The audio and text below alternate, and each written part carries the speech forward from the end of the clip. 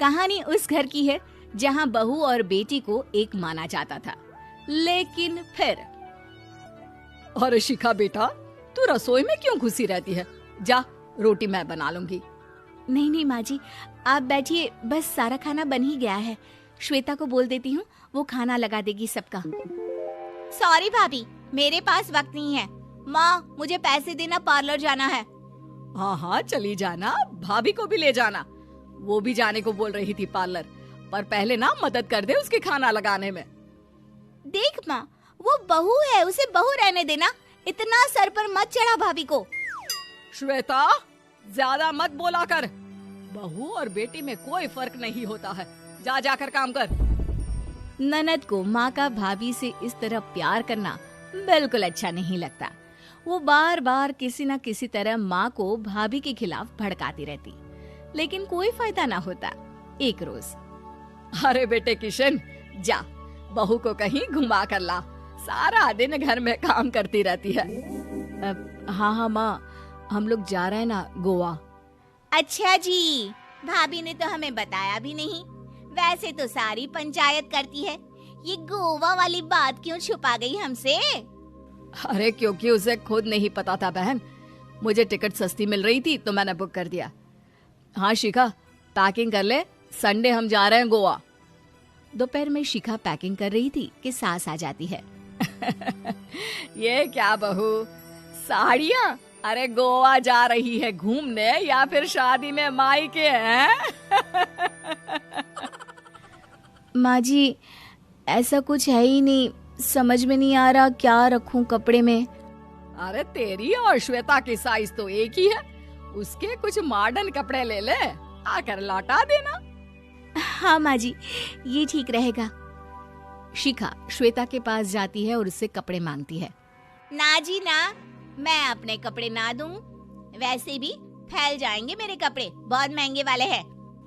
शिखा मुंह लटकाकर कमरे में आ जाती है तो सास कहती है, चल तैयार हो जा, तुझे मैं शॉपिंग करा कर लाती हूँ गोवा की। बस फिर क्या था, सास बहू निकल जाते हैं मार्केट और एक से बढ़कर एक ड्रेस खरीद कर घर आते हैं।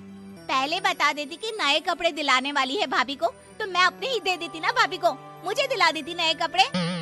देख श्वेता, परिवार का मतलब सबके साथ रहना होता है, ना कि सिर्फ अपना सोचना। वैसे भी तुझे अच्छे संस्कार सीखने चाहिए। और रही बात कपड़ों की, तो शिखा, आज से घर पर भी तू मॉडर्न कपड़े ही पहनेगी। कोई जरूरत नहीं है ये साड़ी वाड़ी लपेटने की। अब क्या था, घर पर श्वेता और शिखा एक जैसे रहते। एक बार पड़ोसन आती है। अरे बेटा, अपनी माँ को तो बुलाना, जरा बात करनी है। शिखा सास को बताती है और रसोई में चली जाती है। ये आपकी बेटी बहुत बड़ी हो गई है, इसके लिए एक रिश्ता है, कहो तो बता दूं। ये बेटी नहीं बहू है, घर में सब एक जैसा ही रहता है। वैसे मेरी बेटी भी बड़ी हो गई है, कोई रिश्ता हो तो जरूर बताना। पड़ोसन रिश्ता लेकर उन लोगों के घर आती है। तब श्वेता की होने वाली सास कहती है, तो ये घर है, कितने मंजिल का है? और ये बहू ने आपकी क्या पहन रखा है, जीन्स टॉप? अरे भाई, साड़ी वाड़ी नहीं है क्या इसके पास? देखिए, सर्दी है तो साड़ी में बहू कैसे मैनेज करती, वैसे पहनती है साड़ी भी।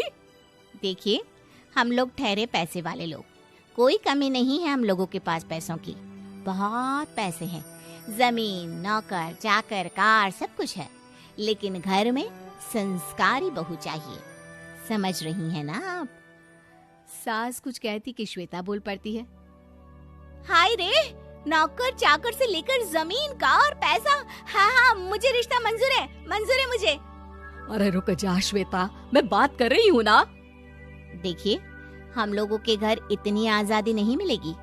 अरे हाँ कर देना माँ, हाँ कर दे जल्दी से। सास क्या करती, बेटी की शादी ऐसे घर में कर देती है जहाँ ना उनके विचार मिलते हैं और ना ही आचार। शादी के बाद एक रोज फोन पर, श्वेता बेटा, एक बार घर आ जा, बहुत दिल करता है तुझे देखने का।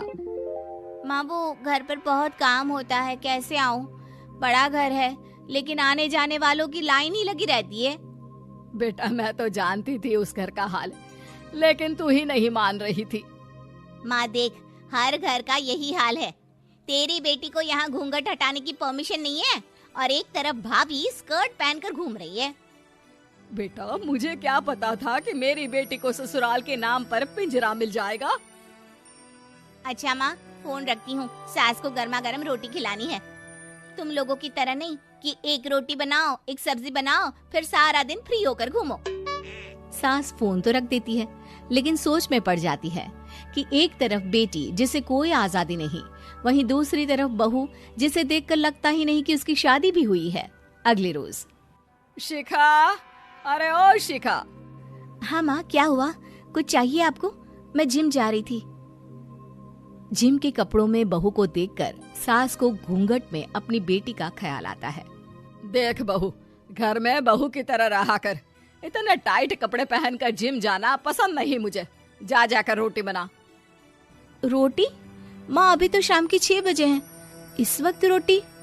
अब क्या मेरे खाने पीने पर भी पहरा है? अरे जब मर्जी तब मैं अपने घर में खा भी नहीं सकती क्या? बहू को अजीब लगता है। वो समझ नहीं पाती कि जो सास कल तक इतनी सपोर्टिव थी, उन्हें अचानक से क्या हो गया। वो किचन में जाती है, गरम रोटी के साथ 2 तरह की सब्जी, रायता, सलाद सब लेकर सास के पास आती है। माँ जी, खाना। इतना सारा खाना? राक्षस समझा है क्या मुझे? रोटी मांगी थी मैंने गर्मा गर्म बस। पर माँ जी, रोटी खाती किससे आप? सब्जी तो बनानी थी ना। अरे भूख मर गई मेरी तेरी बहस से। जा जाकर काम कर, अंदर पूरी रसोई साफ कर। बहू अंदर चली जाती है। थोड़ी देर में श्वेता घर आती है। अरे शिखा, जल्दी से चाय ला, पकवान बना, मेरी बेटी आई है। अरे नहीं नहीं माँ, ड्राइवर बाहर खड़ा है। मैं तो घर का कोई सामान खरीदने के बहाने यहाँ आ गई हूँ, मुझे जाना होगा। अरे बेटा, पर कितने दिनों बाद देख रही हूँ तुझे। रहने आ जाना 2-4 दिन के लिए। आ जाऊंगी माँ, जब मेरी सास मरेगी तब। मैं तो रोज मन्नत मानती हूँ कि मेरी सास मर जाए तो अच्छा है। अच्छा चल, जा रही हूँ माँ।